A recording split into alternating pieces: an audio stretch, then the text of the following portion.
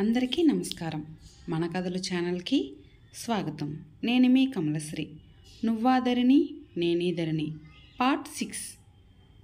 అయినా వాడితో జాగ్రత్త ఫాల్గున్, ఇది నేను ఆడించిన నాటకం అని తెలిస్తే ఒకేసారి ఇద్దరి ప్రాణాలు తీసేస్తాడు. నేను ఎలాగూ తప్పించుకుంటాననుకో, నువ్వే దొరికిపోతావు.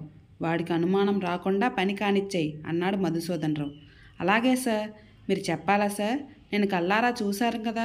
ఆ శ్రీహర్ష తనను ఎదిరిస్తే ఒకలా స్పందిస్తాడు, కానీ తనను మోసం చేస్తే మాత్రం ఏకంగా ప్రాణాలు తోడేస్తాడు. మన వరుణ్ బాబు విషయంలో అలాగే జరిగింది కదా అన్నాడు ఫాల్గున్.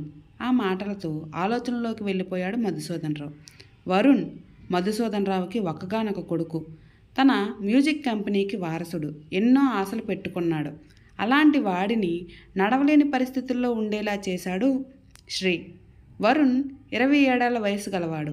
మధుసూదనరావుకి లేక కలిగిన సంతానం.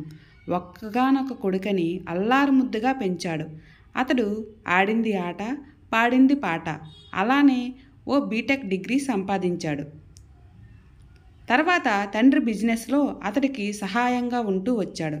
అలా అనేకంటే అక్కడ ఉండే అమ్మాయిల వెంటపడి వారికి డబ్బాస చూపి తన వైపుకు తిప్పుకొని వారిని శారీరకంగా వాడుకుని వదిలేసేవాడు.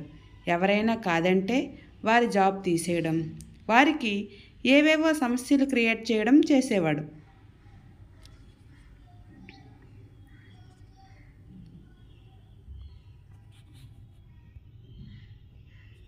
అలాంటి వాడికి ఓ ఆల్బమ్ రిలీజ్ ఈవెంట్లో శ్రీ మ్యూజిక్స్లో పనిచేసే వాత్సల్య కనిపించింది. ఆమె శ్రీ పిఏ. కానీ అందరికీ తెలియని విషయం ఏంటంటే శ్రీ, వాత్సల్య ఒకరికొకరు ఇష్టపడ్డారు. త్వరలోనే పెళ్లి చేసుకోబోతున్నారు. వాత్సల్యని ఎలా అయినా తన దారికి తెచ్చుకోవాలని చూశాడు వరుణ్. దానికోసం ఓ నిరుద్యోగిలా మారి ఓ రోజు శ్రీ మ్యూజిక్స్లో జరిగే ఇంటర్వ్యూకి వెళ్ళాడు. మిస్టర్ వరుణ్ అని పిలిచాడు ప్యూన్. వరుణ్ లేచి తన ఫేక్ సర్టిఫికేట్స్ పట్టుకొని లోపలికి వెళ్ళాడు. Mister Varun, please be seated అన్నాడు శ్రీహర్ష. అలాగే అన్నట్లు వినయంగా తల ఊపి కూర్చున్నాడు. అతని సర్టిఫికేట్లు వెరిఫై చేసిన శ్రీహర్ష, మిస్టర్ వరుణ్, మీరు ఎంత పెద్ద చదువులు చదువుకొని ఇలా ఓ సేల్స్ ప్రమోటర్ పోస్ట్కి అప్లై చేయడం ఏంటి? మీకున్న నాలెడ్జ్కి ప్రయత్నిస్తే పెద్ద జాబ్ వస్తుంది. ఇలాంటి చిన్న చిన్న జాబులు చేస్తే మీ టాలెంట్ మరుగున పడిపోయే ప్రమాదం ఉంది అన్నాడు. అంతకు ముందెన్నడూ వరుణ్ణి చూడలేదు శ్రీహర్ష. మధుసూదనరావు తెలుసు, కానీ వరుణ్ కూడా శ్రీహర్షకి ఎదురుపడలేదు. అందుకే వరుణ్ గురించి తెలీదు శ్రీకి.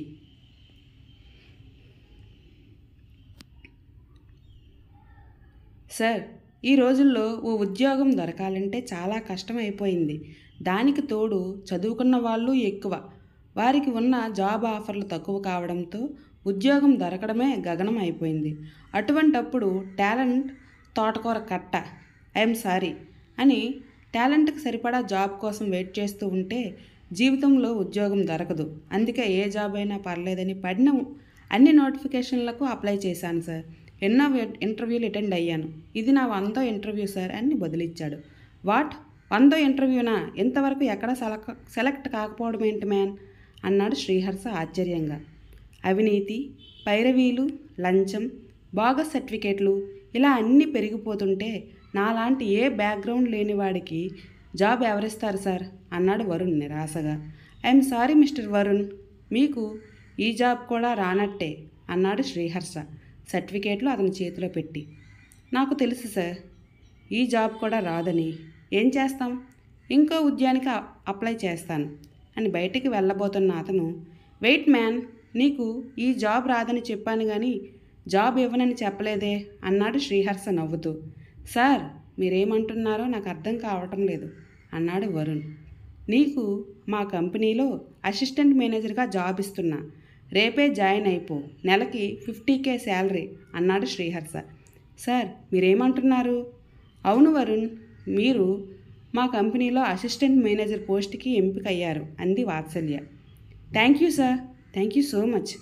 మీ మేలు ఈ జన్మలో మర్చిపోను సార్ అన్నాడు వరుణ్ సంతోషంగా. Okay, all the best. Miss Vatsalya, formalities అన్నీ చూసుకోండి మీరు అని చెప్పి మిగిలిన వారిని ఇంటర్వ్యూ చేసే పనిలో పడ్డాడు శ్రీ. అలా జాబ్ సంపాదించిన వరుణ్ కొద్ది రోజుల్లోనే శ్రీకి బెస్ట్ ఫ్రెండ్గా మారిపోయాడు. అతనితో ప్రోగ్రాంలకి అటు ఇటు తిరుగుతూ ఉండేవాడు. కానీ అతన్ని ఎవరూ మధుసూదన్ రావు కొడుకని అనుకోరు. ఎందుకంటే వరుణ్ చిన్నప్పటి నుంచి స్టేట్స్లో తల్లితో ఉంటూ చదువుకున్నాడు. కల్చర్లోని విచ్చలవిడితనం అతనికి బాగా అలవడింది. శ్రీతో తిరుగుతూ వాత్సల్యని తన వైపుకు తిప్పుకోవాలని చూసిన వరుణ్కి వారిద్దరూ ఒకరినొకరు ఇష్టపడుతున్నారని తెలిసింది. ఓ రోజు కొత్త ఆల్బమ్ ప్రమోషన్లో భాగంగా వేరే ఊరు వెళ్లాల్సి వచ్చింది. ముగ్గురు కలిసి వెళ్ళారు. వర్క్ అయ్యేసరికి బాగా లేట్ అయిపోయింది. దాంతో ఆ ఊర్లోనే లాడ్జ్లో 3 సెపరేట్ రూములు తీసుకుని ఉన్నారు. డిన్నర్ చేసి పడుకుంటామనే సమయంలో శ్రీ ఫోన్ మోగింది. డిస్ట్రిబ్యూటర్ల నుంచి వెంటనే వచ్చి కలవమని చెప్పారు. వాత్సల్య రూమ్కి వెళ్ళి చూసేసరికి ఆమె పడుకుని ఉంది. ఆమెను డిస్టర్బ్ చేయడం ఇష్టం లేక పక్క గదిలో ఉన్న వరుణ్కి చెప్పి వెళ్ళాడు. మరుసటి రోజు ఊరు చేరాక లీవ్ పెట్టి ఇంట్లో ఉంది వాత్సల్య. ప్రయాణకపు బడలికతో ఉండిపోయా అంది శ్రీ కాల్ చేస్తే. 2 రోజులు అయినా కూడా వాత్సల్య ఆఫీస్కి రాకపోయేసరికి ఫోన్ చేస్తున్నా లిఫ్ట్ చేయకపోవడంతో శ్రీ ఆమె ఇంటికి వెళ్ళాడు.